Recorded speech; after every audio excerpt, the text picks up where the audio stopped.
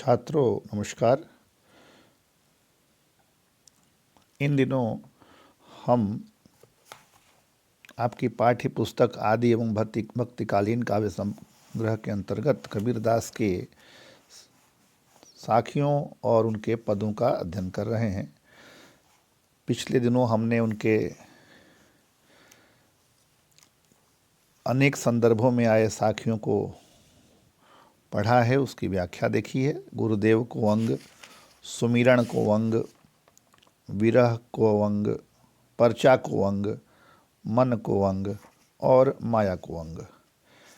तो 6 संदर्भों में जो कबीरदास के अपने विचार हैं, अपनी जो सोच है, उनकी जो दार्शनिक दृष्टि है, उनकी जो सामाजिक दृष्टि है, उन सारे संदर्भों को हमने देखा है। कबीरदास ने साखी के साथ साथ ही पद भी लिखे हैं। आज उन पदों को एक एक कर हम पढ़ने की कोशिश करेंगे, उनको समझने की कोशिश करेंगे।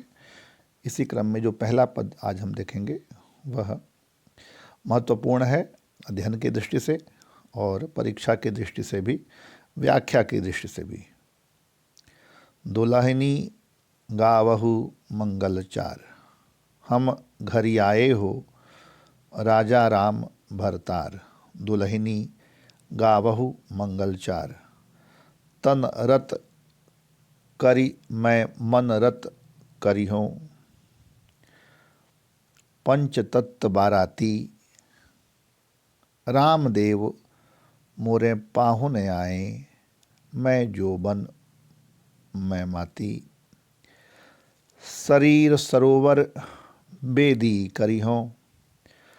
ब्रह्मा वेद उचार, रामदेव संग भांवरी ले हूँ। धनि धनि भागी हमार, सुरतै त्यूसु कौति गाए। मुनिबर सहस अठासी, कहें कबीर हम ब्याही चले हैं। पुरुष एक अविनाशी। तो यहाँ पर हम देख रहे हैं किस प्रकार एक रूपक बनाकर अपने दर्शन, अपने चिंतन, अपनी भक्ति भावना को कबीर यहाँ स्पष्ट करते हैं।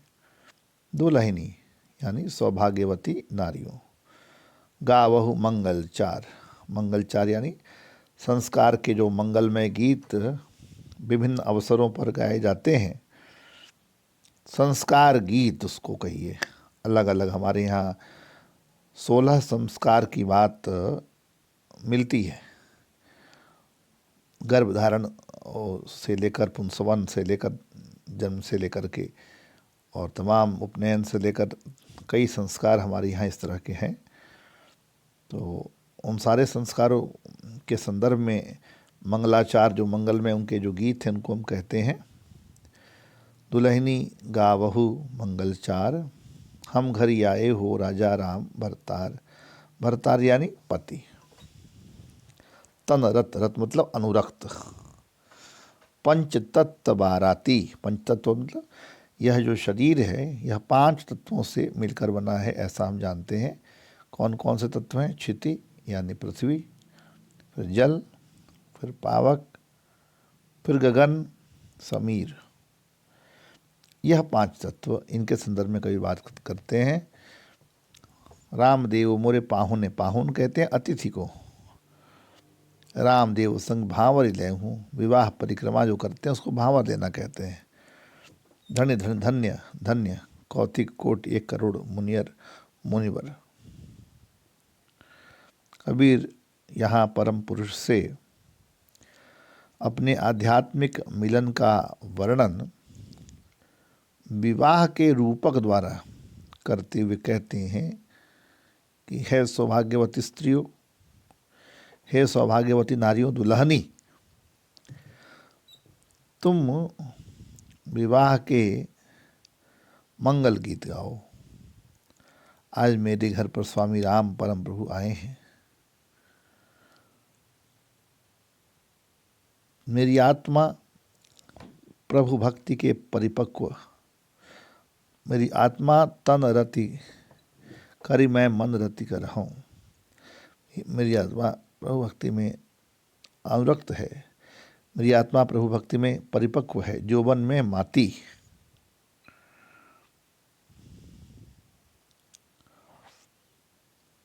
स्वयं प्रभु मेरे द्वार पर अतिथि बनकर आए हैं। राम देव मोरे पाहुने आयो। और जो आत्मा है, यह जीव है, आत्मा जो है यह बता रही है कि स्वयं प्रभु जब द्वार पर अतिथि आए हैं तो आत्मा यहाँ पर कहती है कि मैं उनका स्वागत पति रूप में ही वर्ण करके करूँगी। मैं अपने शरीर और मन को उनके प्रेम में तन रत करी, मैं मन रत करी हूँ। उनके प्रेम में अपने मन को, अपने तन को रंग दूंगी। पृथ्वी पंच तत्व बाराती। इस ऐसा विवाह है यह जीवात्मा का परमात्मा से कि इसमें बारातियों में कौन से लोग शामिल हैं? इसमें मैं अपने शरीर और मन को उनके प्रेम में रंग, पृथ्वी, जल, वायु, अग्नि एवं आकाश को बाराती बनाकर, अर्थात उनको साक्षी बनाकर शरीर रूपी कुंड की बेदी पर प्रभु के साथ विवाह संबंध में बंध जाऊंगी। इस विवाह के संस्कार पर स्वयं ब्रह्मा वेद का उच्चारण करूंगे। अब आगे कबीर ऐसा कहते हैं कि विवाह हो चुका है।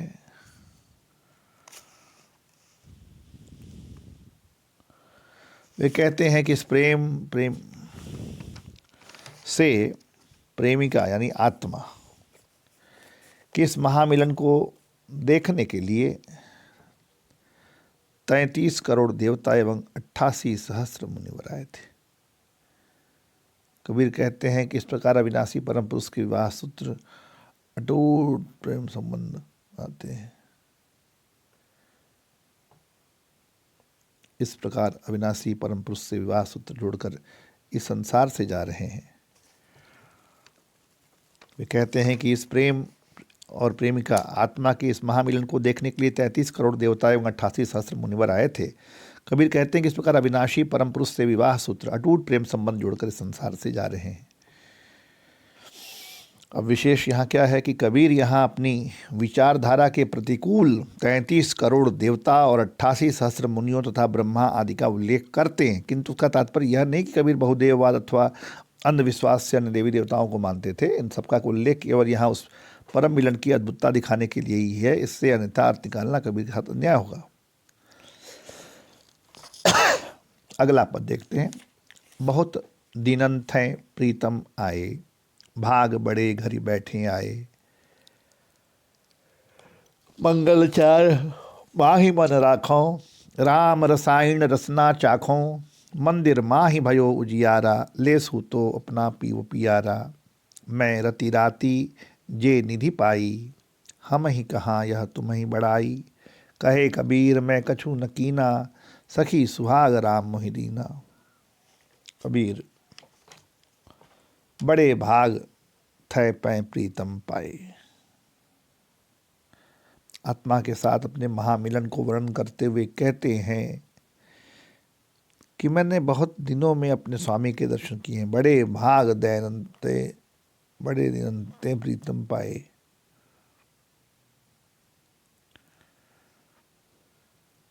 जब से आत्मा परमात्मा से बिछुड़ी है तभी से उसे परम तत्व के दर्शन नहीं हुए। यह मेरा परम सौभाग्य है कि मैंने इस संसार में ही उनको प्राप्त कर लिया। भाग बड़े घर ही बैठे आए। यह महत्वपूर्ण बात है कि संसार में ही उनको प्राप्त कर लिया। कबीर आगे कहते हैं कि हे सखियों यानी दूसरी आत्माओं, तुम अपना मन प्रभु अर्चना में गाए मंगल गीतों में लगाओ। मंगल आचार माही मन राखो, एवं जिह्वा से राम राम रसायन रसना चाखो।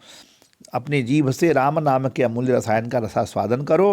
प्रभु आगमन से मेरे हृदय मंदिर में प्रकाश हो उठा। मंदिर माही भया उजियारा, प्रकाश हो उठा। हे सती आत्मा, ले सूती अपना पियो पियारा। तू अपने प्रियतम से भेंट कर।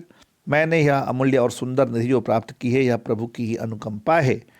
कबीर कहते हैं कि हे सखी, मैंने कुछ भी विशेष महत्व का कार्य नहीं किया, किंतु मैं रनिरास ये निधि पाई। हम ही कहा यह तुम ही बढ़ाई।